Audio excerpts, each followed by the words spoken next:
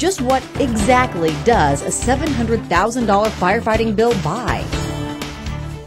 Barbecue, porta potties, and fire truck fuel. Spokane Dr. Tracy Berg is being billed for what it cost to fight last summer's devastating Valley View fire. The state says Berg was negligent and is responsible for the bill because the fire started on her property. But her attorney says, hold on.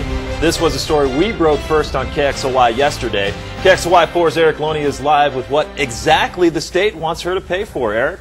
And Mike, we obtained a copy of the bill today, an itemized copy. You can see how thick it is.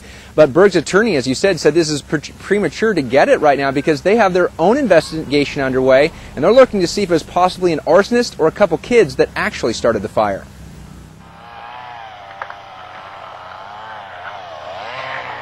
It's been 9 months since the Valley View fire, and cleanup continues. Don Cubberly and his son trimmed burnt tree limbs from their yard today.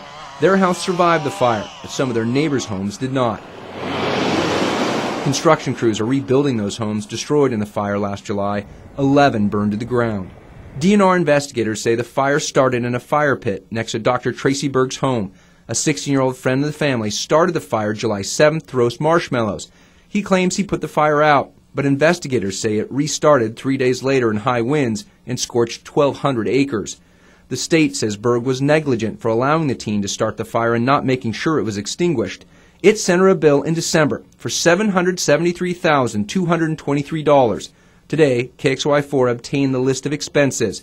Berg must reimburse taxpayers $121,000 for firefighter meals, including $14,000 for Gatorade and water and $59,000 for meals from Longhorn BBQ.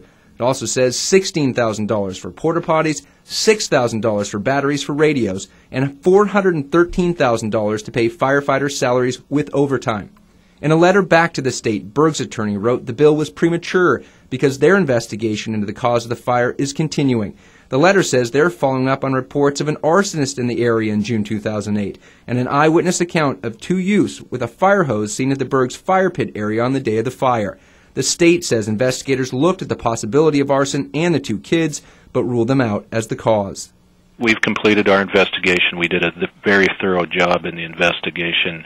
If there's any additional information that somebody has related to the cause of the fire, DNR is always open to look at that information, but at this point we have not got any additional information that we can go on.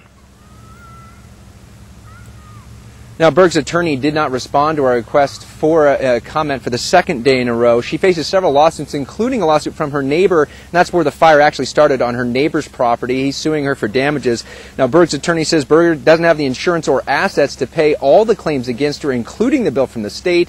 The attorney said there'd have to be some sort of global settlement where everybody, there's one fund that the money's taken out of. Reporting live, Erik Loney, KXLY4 HD News.